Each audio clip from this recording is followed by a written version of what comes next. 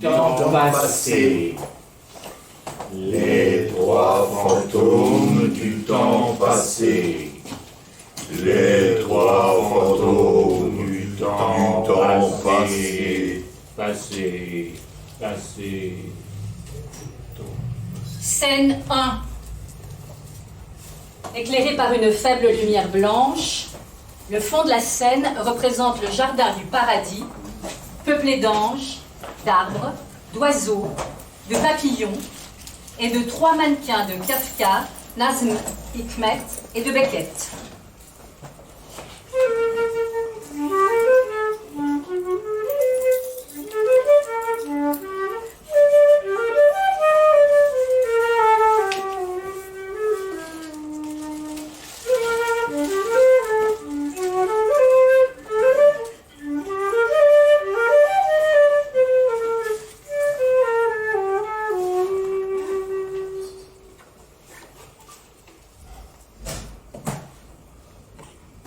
Jeune fille, étudiante en doctorat, est à l'avant-scène au centre. Il m'a dit dans un jardin, ou plutôt dans la cour. Oui, il m'a dit dans la cour. Qu'est-ce qu'il a dit pour le jour? Dimanche ou vendredi? Quel jour sommes-nous? Oui, il a dit dimanche dans la cour. Qui? Il.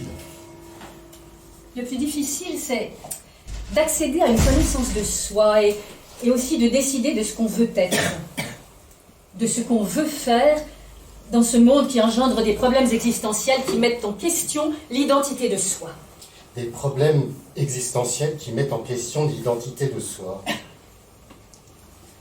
J'ai l'impression de n'être qu'un personnage dessiné à la craie sur un tableau noir, car rien ne suffirait à effacer.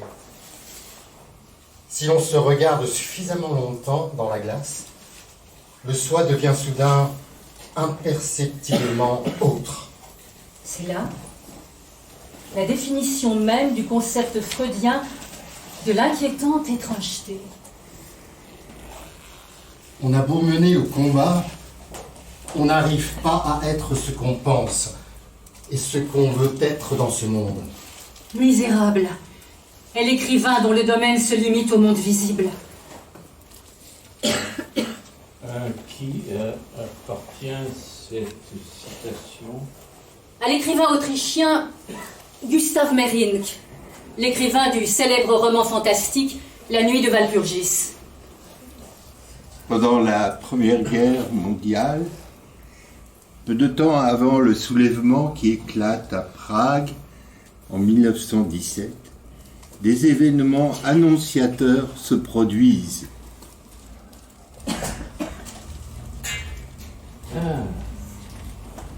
La nuit où les fantômes se libèrent.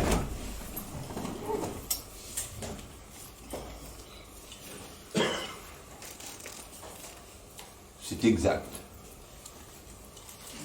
Les univers des récits se serviraient de décor à la confrontation du normal et de l'anormal. Comme l'univers de Grégoire Samsa. Disons, un parti pris de banalisation et de réalisme. Vous avez lu beaucoup d'histoires de revenants comme... En effet. Mais comment? Oui. Comment, n'est-ce pas? Eh bien, je sais beaucoup sur vous trois, mais pas assez pour continuer. Elle a dit comment? Je sais beaucoup sur vous trois, mais pas assez pour continuer. Mais nous sommes qui? Qui sommes-nous? Nous sommes qui? L'humanité, c'est ce que nous sommes. Vous me demandez qui vous êtes? Eh bien, vous êtes mes 3 fantômes du temps passé. J'ai rendez-vous avec vous. Et aujourd'hui, c'est dimanche. Et 3 fantômes du temps passé. Passé.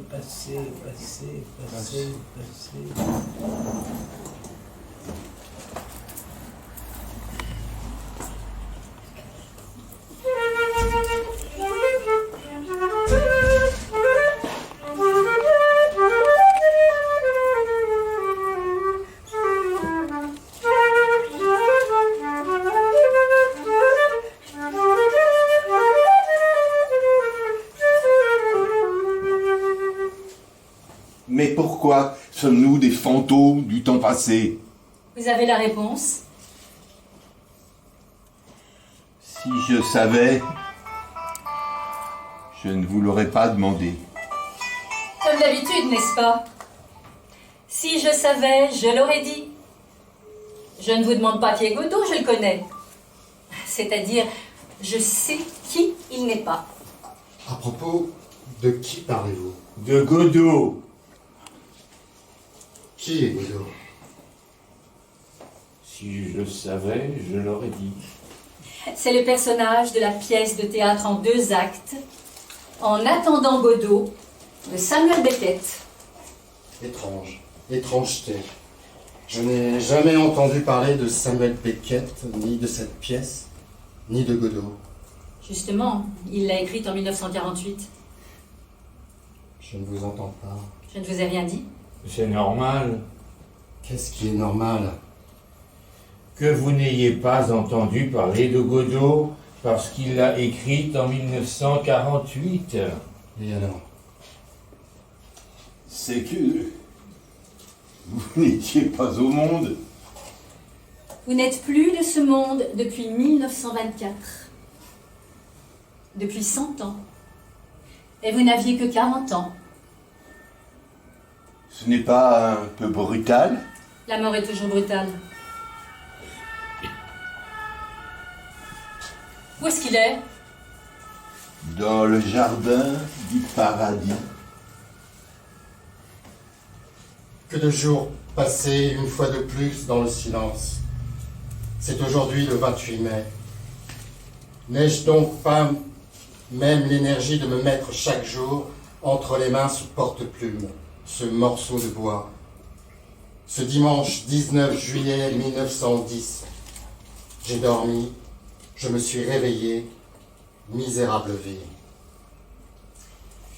Oui. Celui que vous venez d'entendre, eh bien, c'est Kafka. La voix la plus singulière de la littérature mondiale. Balayé par les 2 guerres mondiales, il quitta ce monde en 1924, à l'âge de 40 ans. Il se repose désormais au vieux cimetière juif de Prague. Savez-vous ce que fait l'être humain amputé de toute spontanéité, de toute dignité humaine? Voulez-vous que je vous donne la réponse? Eh bien, cet être humain se transforme en un personnage conditionné qui ne peut pas calculer ses réactions. Eh oui. Qu'est-ce que vous croyez? Vois-tu, je connais les heures de Prague de Kafka.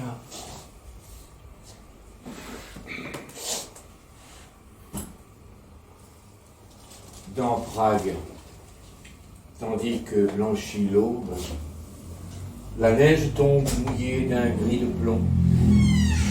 Dans Prague, doucement s'éclaire le baroque, tourmenté et lointain. Dans ses dorures, une tristesse noircie. Sur le pont Charles, les statues sont les oiseaux d'une étoile morte.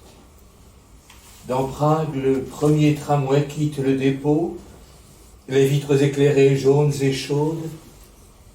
Mais je sais qu'à l'intérieur, il fait un froid glacial. La laine du premier arrivé ne l'a pas encore réchauffé. Dans Prague, Pépic boit son café au lait. Dans la cuisine blanche, la table de bois est toute propre. Dans Prague, tandis que blanchit l'aube, la neige tombe mouillée d'un gris de plomb.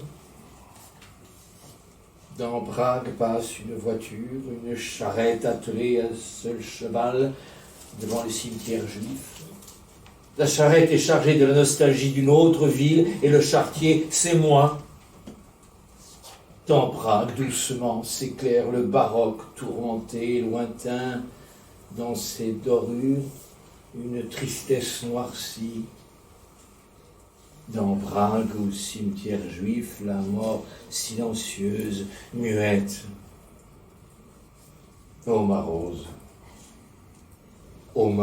l'exil est pire que la mort. C'est Nazim Hikmet. Il a composé ce poème en 1956 à Prague, en souvenir de Kafka. Nazim Hikmet est parti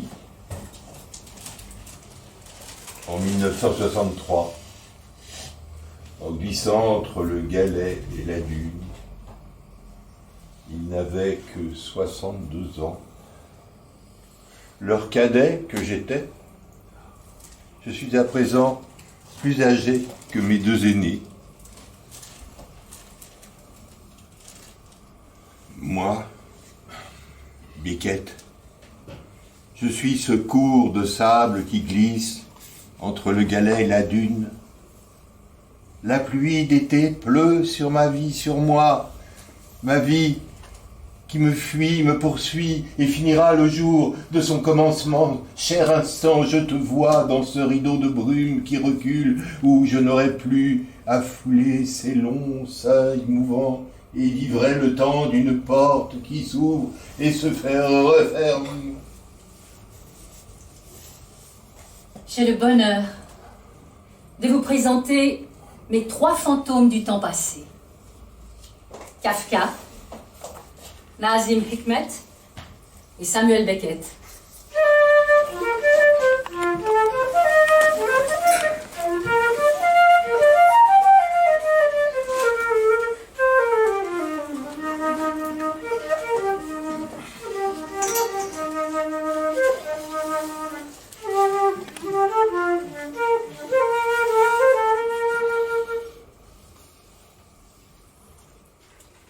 Scène 4.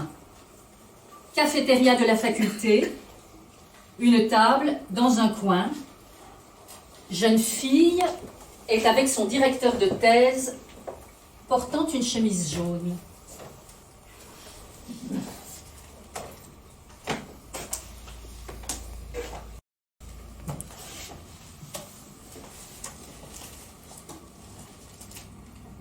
Je me demande ce que Michel Pastoureau dirait sur la couleur bleue de cette chemise de carton. J'ai du mal à vous suivre. De qui parlez-vous, monsieur? De Michel Pastoureau, spécialiste de la symbolique des couleurs. Il dit que le bleu de l'époque romantique subsiste à travers certaines expressions, notamment celle qui sert à désigner le bleu, à la fois en tant que forme musicale et état nostalgique ou mélancolique dans lequel peut se trouver une personne. Et vous, dans quel état vous trouvez-vous? Vous m'avez la mine angoissée. Angoissée, comme vous le dites. J'éprouve de l'angoisse. J'ai du mal à me concentrer, à avancer. Au lieu de m'aider, vous parlez de la symbolique des couleurs. Vous disiez? Je disais que vous portez une écharpe jaune. Que dites-vous de cette couleur? Oh, je ne dis rien, bien entendu. Mais Goethe dit que le jaune est une couleur agréable, douce et joyeuse, mais placée dans l'ombre, elle devient vite déplaisante. Et le moindre mélange la rend sale, triste, laide et de peu d'intérêt. Définir ce qu'est la couleur doit être difficile. Les couleurs font partie de notre vie quotidienne. Le jaune doit avoir une place importante quand je pense au miel que j'aime beaucoup et... Mais oui, le soleil. Mensonge, folie. Le bleu, c'est la couleur préférée des Européennes. Le jaune, la couleur mal aimée. La couleur préférée de Van Gogh. Il a une obsession pour cette couleur. On dit qu'il buvait de la peinture jaune pour refléter avec ses pinceaux ce qu'elle provoquait en lui, ou pour conserver un esprit joyeux. Oui, finissons-en en disant que le jaune est la couleur de l'avenir. Pouvons-nous le dire? Il me semble. À propos, votre thèse, où en êtes-vous? Enfin. Justement. Je suis en début de 3e année de mon doctorat et... tout flotte. C'est-à-dire? Je stagne. J'évolue très lentement, je veux dire. Certains thésards veulent être suivis, alors que d'autres préfèrent l'autonomie. Quant à vous, Quant à moi, j'ai besoin d'un soutien individualisé. J'ai besoin de votre soutien. quant à moi, je ne veux pas vous materner. Vous devez savoir, comme je vous ai déjà dit, vous améliorer et apprendre à être forte face aux critiques. Je vous trouve bien forte. Vous pouvez avancer dans votre recherche tranquillement et l'aboutir à quelque chose de bien satisfaisant. Mais rien ne vous empêche de me dire ce qui vous tracasse. Nous y voilà. Ce qui me tracasse, eh bien, je vis mes rêves. Je suis dans mes rêves. Je rêve de mes 3 fantômes qui me harcèlent. Je n'arrive pas à me remettre à la rédaction de ma thèse. Je veux dire que... C'est l'intitulé de votre thèse qui vous pose problème? Vous voulez dire esthétique et métaphysique de l'attente en relation avec le procès de Kafka, Ferhat et Shirin de Nazim Hikmet et En attendant Godot de Beckett? Évidemment, c'est savamment élaboré, bien formulé. Comme nous en avons parlé, il reflète l'essentiel de votre travail. Mais la rédaction... un travail beaucoup plus complexe qui exige une bonne planification et plusieurs heures passées dans la bibliothèque de l'université. C'est intimidant. Surtout quand il s'agit de 3 grands noms comme Kafka, Nazim Hikmet et Beckett. Je vous l'accorde, ils sont grands. Le procès, par exemple. Ce roman reflète certaines thématiques développées par la philosophie existentialiste. L'attente de l'arrivée d'une figure transcendante qui ne vient pas, donne une dimension métaphysique à la pièce de Beckett. Oui, avez-vous trouvé ce qu'il vous faut sur Ferhat et Shirin de Nazim Hikmet? Oh, il n'y a pas autant de recherches, malheureusement. Sa poésie dépasse sa dramaturgie. Chez lui, je veux dire, dans Ferhat et Shirin, l'attente va au-delà de l'imagination de l'inconnaissable, de la prévision qui reflète l'image de l'avenir. Vous voulez dire une attente qui n'anticipe pas mais qui laisse venir. C'est ce que je cherchais à formuler. Avec certaines étapes de base et assez de courage, vous pouvez surmonter et contourner les obstacles et rédiger une thèse réussie. Vous êtes apte à atteindre vos objectifs, j'en suis persuadé. Quant à Kafka, Nazim Hikmet et Beckett, Quant à mes 3 fantômes du temps passé, puisqu'ils sont à présent aussi vivants que nous, je leur parle nuit et jour. Plutôt, ce sont eux qui me parlent. Et par-dessus le marché, ils parlent entre eux, sans oublier leurs personnages. Ma chambre universitaire est bien peuplée. je vois. Laissez-les bavarder, ils doivent avoir beaucoup de choses à se dire, à vous dire également. Comme quoi, par exemple? Vous verrez, vous me direz lors de notre prochaine rencontre. Il vous faut apprendre à attendre. L'homme ne peut pas attendre Car l'attente appartient à la constitution même de son existence, mais l'homme peut attendre dans l'espérance ou dans la désespérance. Et l'attente se fait espérance véritable, quand l'homme croit avec une confiance plus ou moins grande. Je manque de confiance, on dirait. À propos, je me suis procuré, comme vous venez de constater, l'attente et l'espérance de Len Entralgo Pedro et le désert des Tartares de Dino Buzzati. Ce récit allégorique de l'angoisse traduit mon angoisse. C'est un témoignage sur la condition humaine dont parlent les personnages de mes 3 fantômes.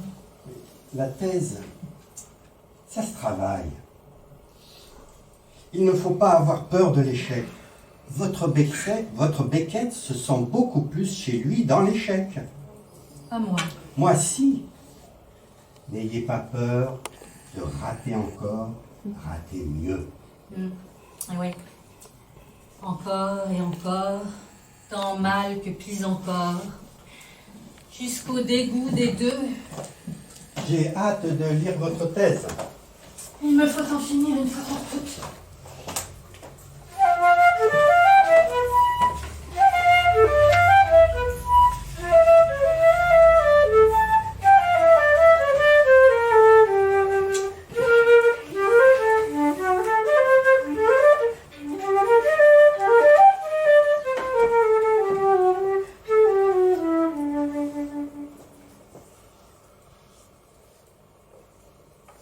Scène 5.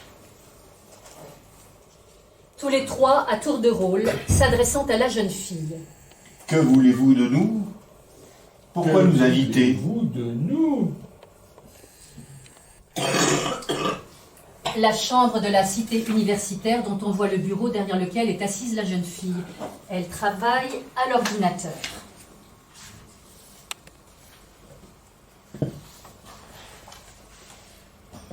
Le monde est un théâtre où chacun doit jouer son rôle. Le théâtre n'est pas un spectacle. Il est un corps en acte. La vie de l'homme se place entre sa naissance et sa mort. Elle n'est qu'une attente en tant qu'aspect essentiel et caractéristique de son existence. C'est dans cet acte de l'attente que l'homme expérimente le mouvement du temps. Il n'y a pas d'échappatoire aux heures et aux jours, pas plus qu'à demain, qu'à hier, parce que hier nous a déformés, ou a été déformé par nous. Hier n'est pas une borne de pierre dépassée sur la route, mais un jour de pierre sur le sentier battu des années, faisant irrémédiablement partie de nous. Il est, nous, pesant et dangereux. Nous ne sommes pas seulement plus fatigués à cause d'hier, nous sommes autres. Nous ne sommes plus ce que nous étions avant la calamité d'hier, souligne Beckett dans son analyse de Proust. C'est bien dit. Maître, que diriez-vous de notre existence ici? Est-ce une attente? C'est l'innommable. Le changement perpétuel dans la mobilité immobile. L'homme se trouve en face de l'impuissance de communiquer. Il cherche les nouvelles ressources au langage en tant qu'instrument de la pensée et de l'exploration de l'état de l'être. Il se met à la recherche de l'innommable. La solitude humaine, l'absence de communication règne dans le monde dévasté par la guerre. L'homme nécessite la présence de l'autre pour se prouver son existence. L'homme demeure l'opposant vis-à-vis du système actuel. Je ne défends aucune thèse. Ce qui m'intéresse, c'est la forme des idées. Franz Kafka, Nazim Hikmet, Samuel Beckett. Trois poètes retranchés dans leur propre univers, chacun devient d'un autre chemin qui forme un labyrinthe compliqué. L'univers beckettien, univers imaginaire réel, se reconstruit ainsi par la pensée qui va au-delà de la pensée. C'est la pensée vision en tant que l'évolution de sa pensée. Il a raison. Beckett pense le monde à partir de l'œil caméra. L'œil caméra de Grégor Samsa, se baignant dans la musique de sa sœur, pense le monde. Cette projection, via faculté de voir ce nouveau monde en imagination, nous projette dans le monde kafkaïen poétique qui n'est qu'une théâtralisation de sa pensée métaphysique. L'œil d'esprit de Nazim Hikmet va au-delà de la montagne de fer que Ferrat perce pour faire couler l'eau. Et il attend qu'elle coule. L'attente est vitale pour lui. Tant qu'il attend, dans le rêve ou debout, il est emporté par son petit ou grand espoir selon son exigence, selon sa passion. Il vit dans le présent, tendu vers le futur. Attendre, c'est agir. Et agir, c'est vivre. Pour moi aussi. Ah oui? Agir, c'est vivre pour moi aussi. C'est pas mal ce qu'elle dit. Que pensez-vous? C'est la mise à nu de notre existence. C'est inévitable. Quand on est aussi connu que vous, cela ne vous plaît pas? Cela me déplairait vivement. Cela plairait à Suzanne. Suzanne, c'est sa femme, qui est toujours présente pour lui, Beckett. Suzanne, c'est ma première lectrice. Elle fait tout pour vous. Mais vous ne la remerciez même pas. C'est injuste. Vous croyez que Suzanne pense comme vous? Mes chers fantômes du temps passé, je vous laisse à vous connaître mieux. Je vais rencontrer mon directeur de thèse, alors à plus.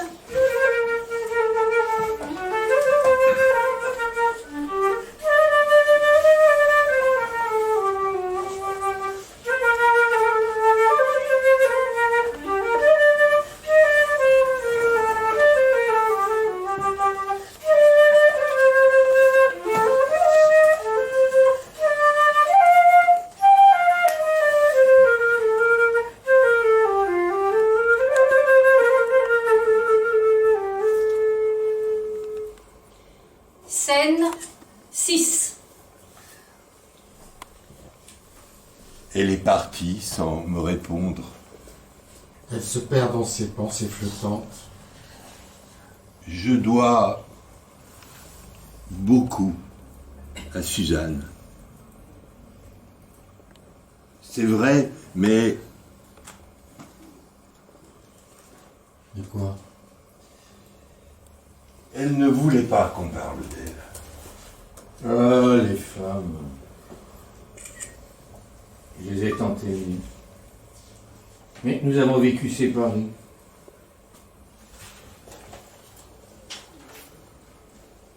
Ah, nous savons tous deux, ma bien-aimée, qu'on nous a appris à avoir faim et froid, à crever de fatigue et à vivre séparés. La femme, ma source d'inspiration, à condition qu'elle reste à distance. Entre déchirement intime et déchirement de la littérature, j'en ai aimé 4. Oh, vous le fameux rêveur insoumis, l'éternel fiancé. Vous renoncez par 2 fois. Est-ce bien cela? À épouser Félix, qui vous inspire votre le verdict. Vous demandez en mariage Julie, celle qui a le même prénom que votre mère malgré l'opposition de votre famille. Cela aboutit à un échec. Et puis, votre Milena, votre traductrice passionnée qui traduit votre œuvre en tchèque. Elle est mariée. Vous lui écrivez des lettres merveilleuses, mais vos mots magiques ont beau lui toucher le cœur, il demeure toujours incapable de la conquérir. Ce nouvel échec vous fait souffrir, d'où la naissance de votre roman posthume, dit-on, Le Château. Bien qu'il soit inachevé, ce roman touche à sa perfection. Vous finissez avec Dora, qui vous accompagne jusqu'à votre dernier souffle en 1924. Vous m'intimidez, cher Beckett. Vous êtes de rebondissements qui inspirent de nombreux chercheurs, dont certains comparent votre métamorphose à la tempête de Shakespeare. Pardon. Le monde apparaît merveilleux pour certains, alors qu'il est plein de violence, de meurtre, de mensonges, pour l'autre parmi tant d'autres. Ne soyez pas modeste, cher maître. Vous êtes une figure mythique. face à des mécanismes et des bizarreries administratives, on fait référence à vos œuvres. À propos, j'aimerais bien revenir à vos 4 femmes qui vous ont donné ces chefs-d'œuvre en question. J'ai aimé toutes les 4. À ma manière, bien évidemment. Vous écrivez à Milena. L'amour, c'est que tu sois pour moi le couteau avec lequel je fouille en moi. C'était parce que vous étiez condamné au célibat à cause de votre vocation artistique qui était rivale de l'amour. Si vous le dites.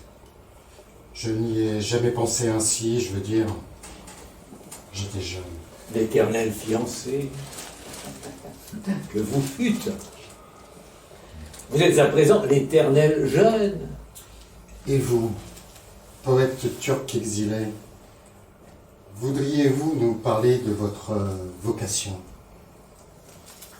de vos femmes? J'aime les femmes. Je les ai toutes aimées. Elles furent source de mes hommes. Je suis tombé amoureux d'elles, comme je suis amoureux de la liberté, de la paix, de ma langue. Vous, Nazim Hikmet, l'un des premiers poètes de votre pays à écrire en vers libre. Vous, poète engagé de plusieurs années de prison. Vous, géant aux yeux bleus, en exil déchu de la nationalité, vous êtes soutenu par plusieurs intellectuels français de Paris. Vous y retrouvez vos amis qui font traduire vos poèmes. Et vous partez très tôt, vous aussi. J'aurais aimé vous y avoir rencontré pour parler de la poésie. Que voulez-vous? C'est un dur métier que l'exil. Merci, cher ami poète. Vous me donnez une forte envie de clamer mon poème sur Paris. Je vois que nous sommes tous les 3 poètes en exil qui aiment Paris. Alors, c'est pour vous, mon poème composé le 13 mai 1958.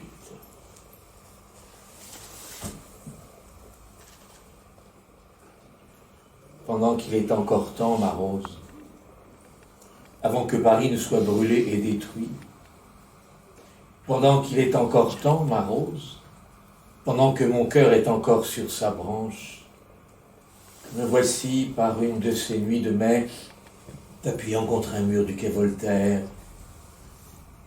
Il me faut t'embrasser sur la bouche, et puis tournant vers Notre-Dame nos visages, il nous faut contempler la rosace. Soudain tu devras te serrer contre moi, ma rose, de peur, de surprise, de joie, et tu devras pleurer silencieusement. Les étoiles brilleront, très fines, se mêlant aux lignes de la pluie.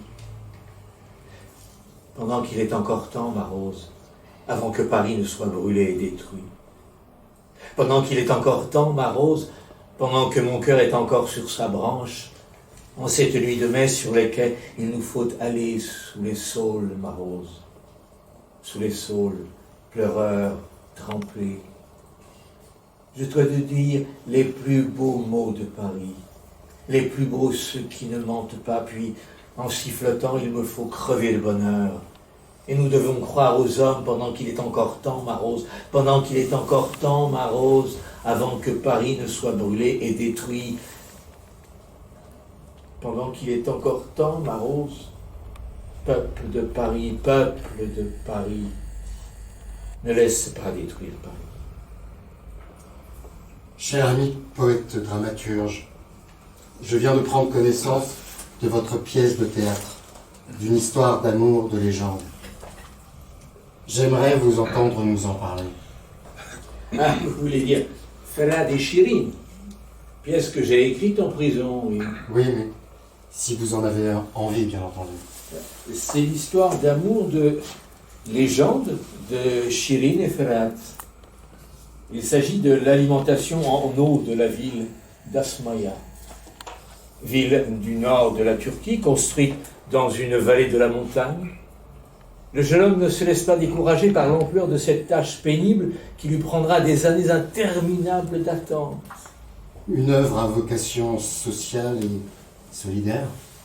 Une œuvre de l'enfermement dans une attente interminable. Moi, en prison, Ferhat dans une grotte, et votre Joseph K. derrière les portes. Il parle de l'adaptation de votre roman Der Prozess. Il s'agit du film germano-franco-italien réalisé par Orson Welles en 1962. L'art est comme la prière, une main tendue dans l'obscurité, qui veut saisir une part de grâce pour se muer en une main qui donne. Des mots rayonnants, des mots de lumière, avec un rythme et une musique. Voilà ce qu'est la poésie. Je ne sais pas où je suis, je ne le saurai jamais. Dans le silence, on ne peut savoir. On doit juste avancer. Vivre comme un arbre seul et libre. Vivre en frère comme les arbres d'une forêt. Quand j'ai atteint 30 ans, on a voulu me pendre. À ma 48e année, on a voulu me donner le prix mondial de la paix et on me l'a donné. Au cours de ma 36e année, j'ai parcouru en 6 mois 4 mètres carrés de béton. Dans ma 59e année, j'ai volé de Prague à La Havane en 18 heures.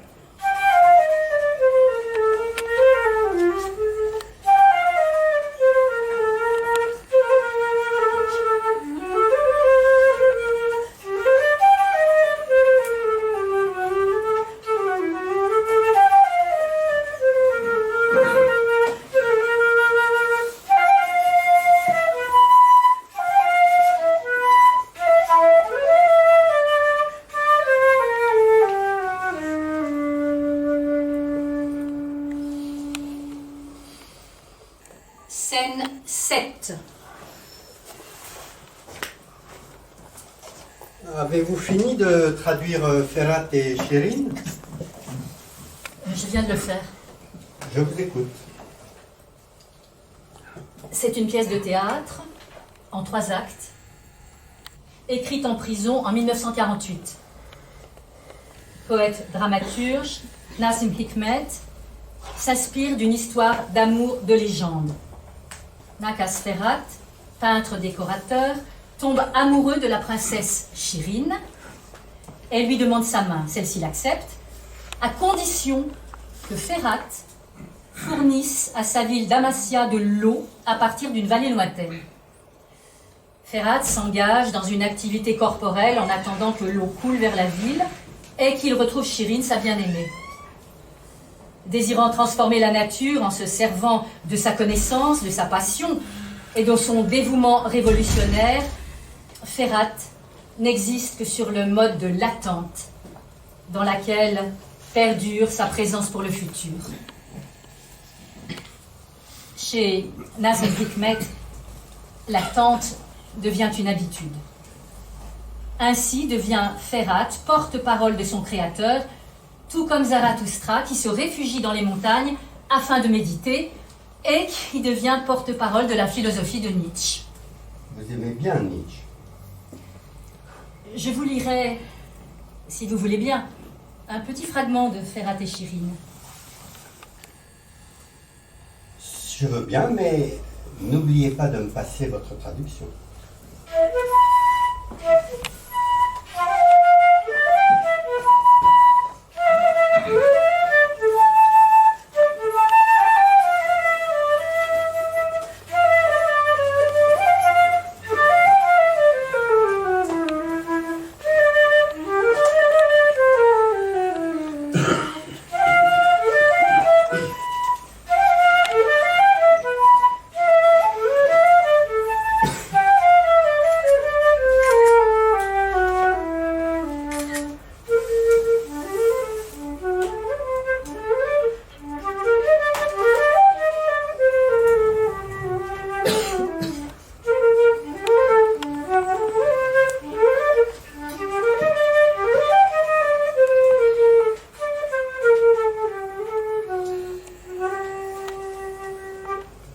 Scène 8.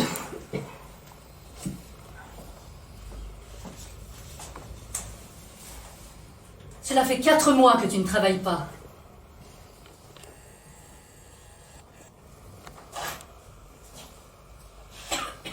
Je n'arrive pas à travailler. Depuis ce jour-là, je prends mon pinceau à la main, je dessine la tulipe. Je constate que la tulipe que je dessine n'est pas à ta hauteur, donc je rature avec toutes ces lumières, avec toutes ces couleurs, ces bonheurs, ces malheurs, ces espoirs. Il me faut mettre le monde, je veux dire. Toi, Chirine, dans une seule tulipe. Si je ne peux pas t'y mettre, c'est le déshonneur à la peinture à fresque. Alors, cela veut dire que je ne te manque pas éperdument? À moi? Et oui, à toi. Si je t'avais éperdument manqué, tu arriverais à me mettre dans ta tulipe? Tu sais, Chirine, tu sais comment on dessine la tulipe? C'est exactement comme si on écrit des poèmes, on compose des chansons, comme si on construit un édifice, on bat le fer, on cultive la terre. Ce que je veux dire par là, c'est que dessiner une tulipe a un style, une structure, des règles, des mesures. Mais qu'en moi, la douleur causée par ton absence n'a pas de mesure, de structure, de limite. Elle est sans limite, sans frontières. Menteur ou insensé, le peintre qui dit « Je suis arrivé à mettre ma bien-aimée dans ma tulipe ». S'il n'a pas mal exécuté sa science, il dit le contraire de la vérité qui lui est connue. Ou bien son amour est assez mesuré pour pouvoir être introduit dans sa science. Nous ne sommes capables d'en mettre qu'un millième dans la tulipe. Un millième. Rien qu'un millième.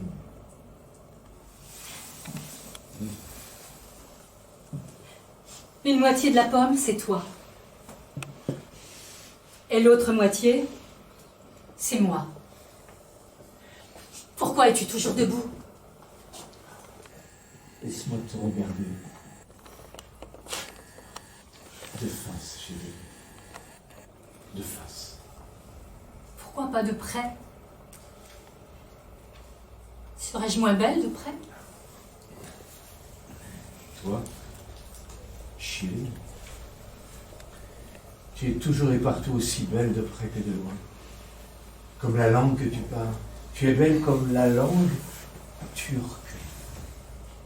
Ne veux-tu pas te mettre près de moi?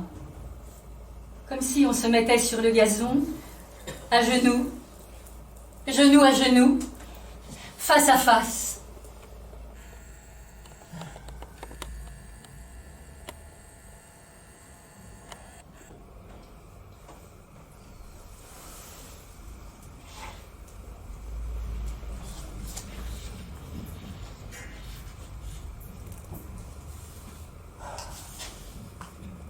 Il faut que je me remette au travail.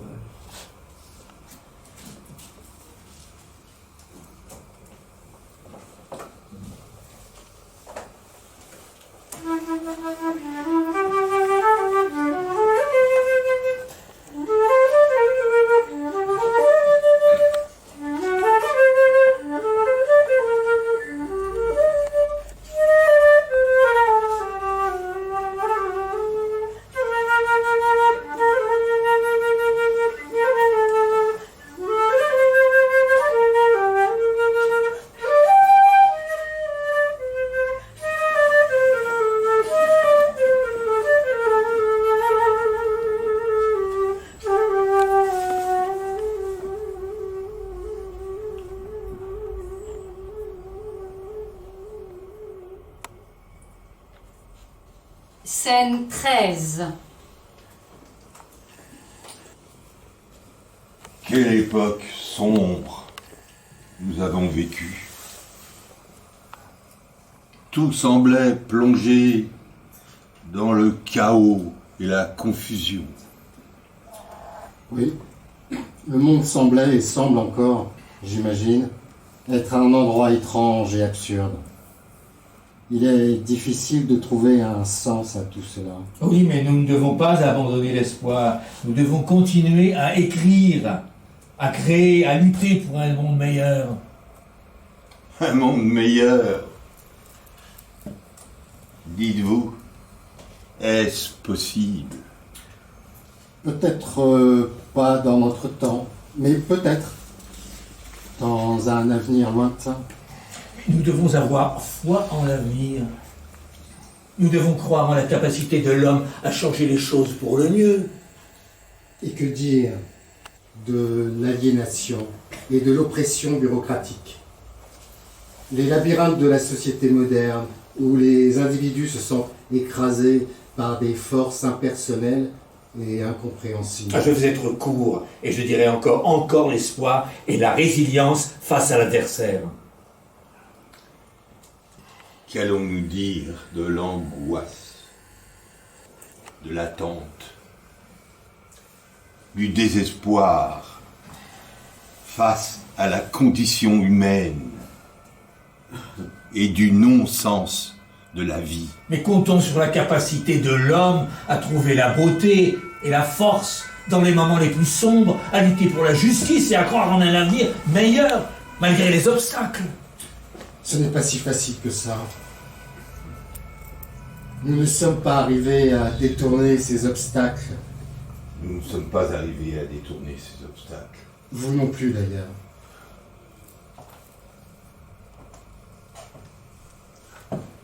Bibliothèque universitaire, jeune fille assise à une table couverte de livres sur Beckett, Kafka et Nazim Hikmet.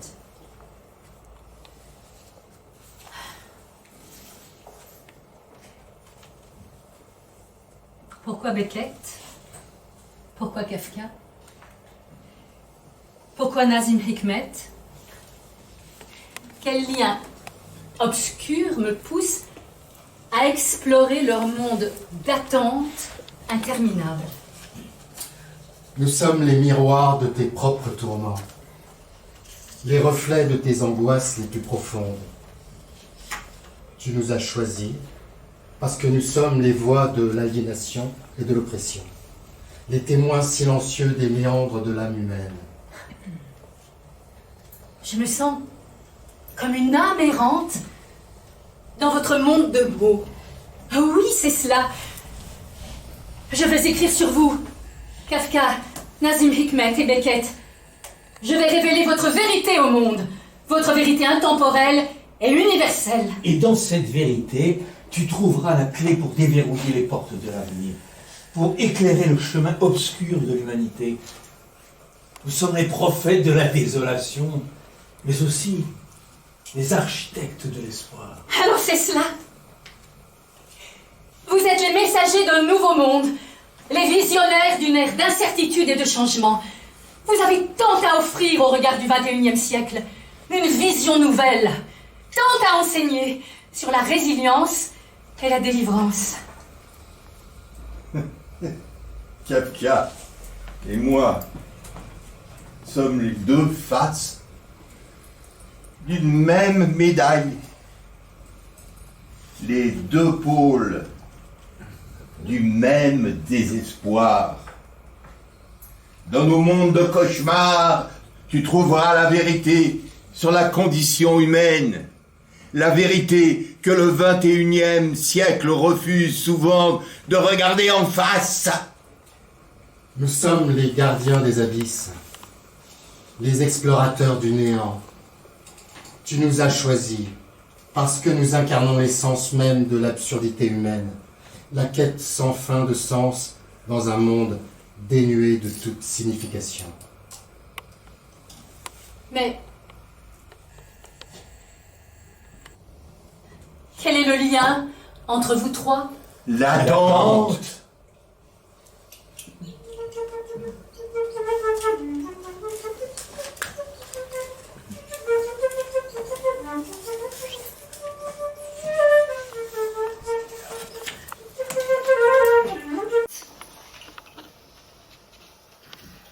Parfois, je me demande ce que devient notre monde. Et la lutte pour la liberté, la justice sociale, est-ce qu'elles ont abouti à quelque chose de concret? Et les poètes, qu'est-ce qu'ils deviennent? Et l'existence humaine? Si on nous invitait à retourner dans le monde des vivants, de le monde d'aujourd'hui, de 2024, 19 novembre. Retournez. Est-ce que notre monde a changé au point de devenir méconnaissable? Aucune idée. Mais la lutte continue, j'en suis sûr. Et je me demande quelle image de condition humaine révèle nos œuvres. Les relations, la communication, l'inquiétude, l'attente, le pessimisme et bien entendu un grain d'espoir, un gris entre le noir et le blanc. C'est toujours si complexe. Rien n'a changé depuis 100 ans, sauf la forme. Peut-être que mes écrits seraient plus pertinents que jamais. C'est vrai. C'est le centenaire de votre disparition du monde des vivants. Les gens sont toujours opprimés, les inégalités persistent. Les poètes continuent de chanter pour la liberté. Oui, ma voix peut encore résonner. Je veux retourner pour continuer la lutte. Si je voudrais y retourner. Pourquoi pas? Toujours échouer. Encore échouer. Échouer mieux. J'en ferais peut-être encore mieux. J'accepte de retourner. Peut-être que je trouverai enfin la conclusion de mes procès. La lutte continue. Et je voudrais tant y participer. Retourner ou rester? Allons-y. Allons-y.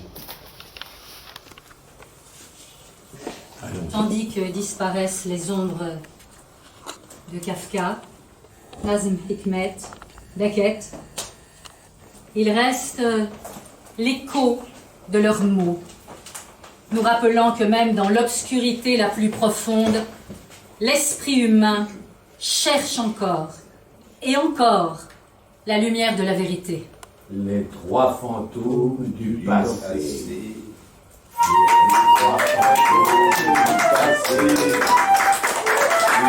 trois fantômes du passé.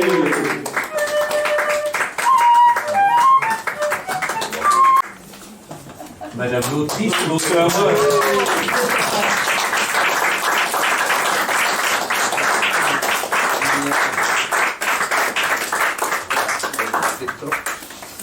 J'ai 2 mots, peut-être 3.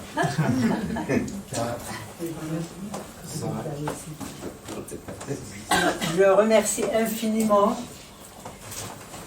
mes 1, 2, 3, 4, 5, 6 comédiens que j'applaudis encore. Et comment on est arrivé à ce livre? Bon, mais ça fait déjà 10 ans. On a commencé à l'université Paris 8, donc on a fini ici avec vous en votre présence. Mais je ne suis pas seule, bien sûr, au cours de la rédaction. Et je remercie vivement ceux qui sont là, on vous voit, ils ne peuvent pas vous voir, je crois. Philippe Tancelin qui m'a fait la préface.